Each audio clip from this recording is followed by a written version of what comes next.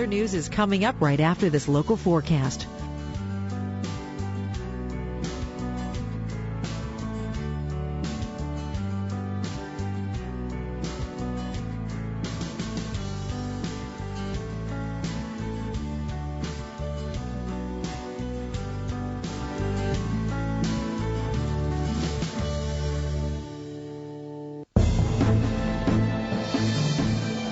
Sunday, August the 23rd, our Storm Watch coverage continues as we continue live to take a look at Hurricane Bill, and we've been tracking it since it began, and we will continue to track it until its end, where it's affecting you in Newfoundland. We're thinking through the evening and overnight hours, that's when it's going to be intensifying. Maybe not as a hurricane, more as a tropical storm, saying that the winds will be extremely strong and a whole lot of rain, and we do have watches and warnings in place. Want to take a look at some of the photos that you have sent in.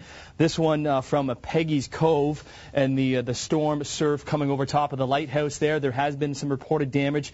This is from Teresa in Western Head, just outside of Liverpool, where the road was completely washed away. This one is from North Sydney, where the rain continues, and in North Sydney and Cape Breton is an area of concern right now as Bill slowly treks to the northeast. And this last one is the Eastern Passage in Nova Scotia of some of the storm debris and coming up onto the roads. But you see a lot of cars right along coastal areas, and I know many people were interested in being in coastal areas through the day today.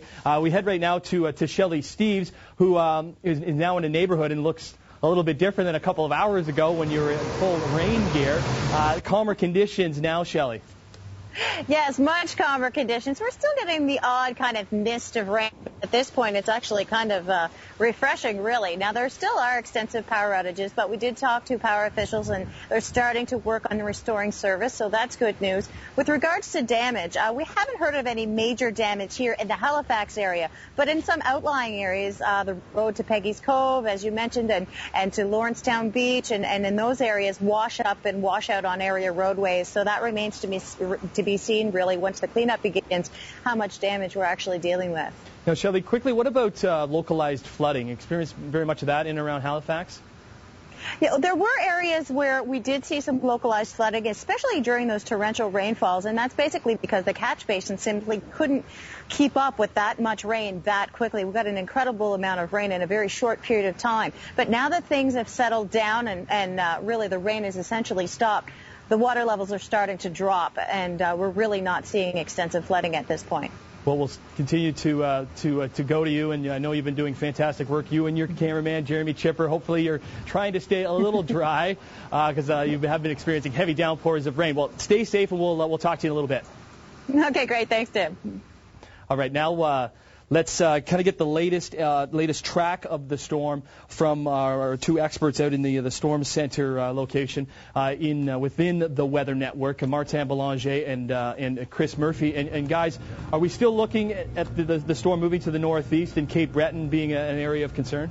Well, absolutely, Tim, remains a concern. Newfoundland remains a concern, but Martin Belanger, our meteorologist here, been doing a great job, been here since the wee hours of the morning as well, has noticed something very interesting. Now, earlier, when Hurricane Bill was out in the middle of the Atlantic, there were hurricane-force winds extending from the center at one point about 150 kilometers, with tropical storm-force winds 400 kilometers from the center, meaning this was a very huge, like geographically speaking, huge storm. But, Martin, you've noticed something rather peculiar in the last little while regarding that wind field. Exactly. It has been reduced somewhat because actually we haven't seen gusts really into the hurricane force wind category.